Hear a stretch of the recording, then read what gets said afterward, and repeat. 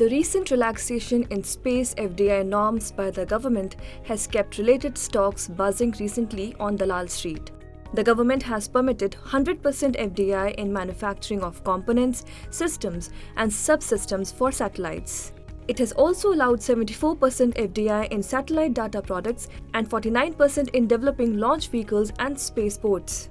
Stocks like Data Patents, Valchand Nagar, Apollo Micro, Centum, and Midhani, among others, have rallied 7 to 25% since 21st February when the FDI norms were eased.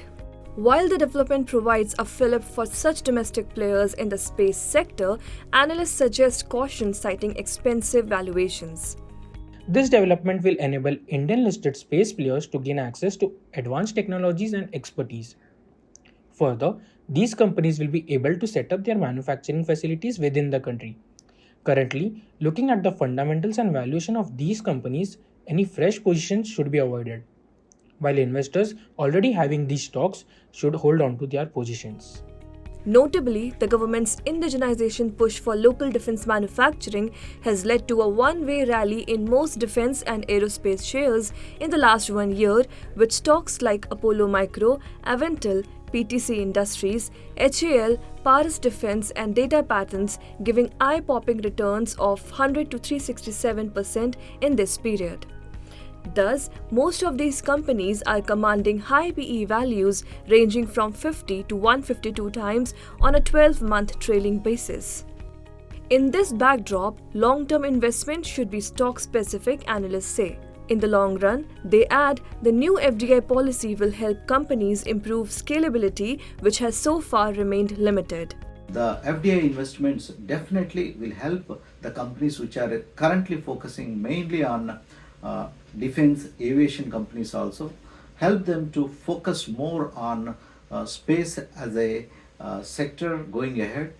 We can see many of the Indian companies have participated in the recent mission of ISRO, the Chandrayaan. Many of the companies are already involved, but the scalability is very limited for these companies because of the current main one of their customer is currently ISRO. Once the FDI is allowed, these companies can participate in global missions also.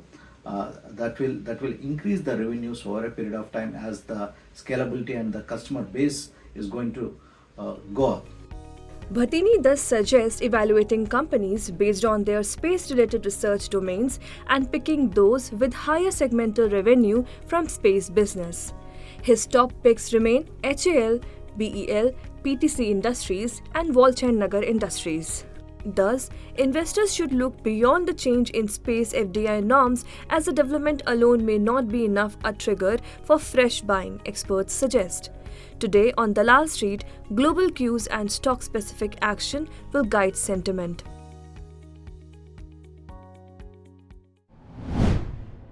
If you like this video, share it and subscribe to Business Standard.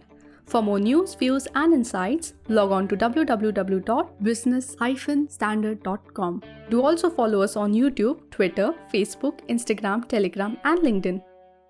She has ambitions of becoming a brand. Business Standard.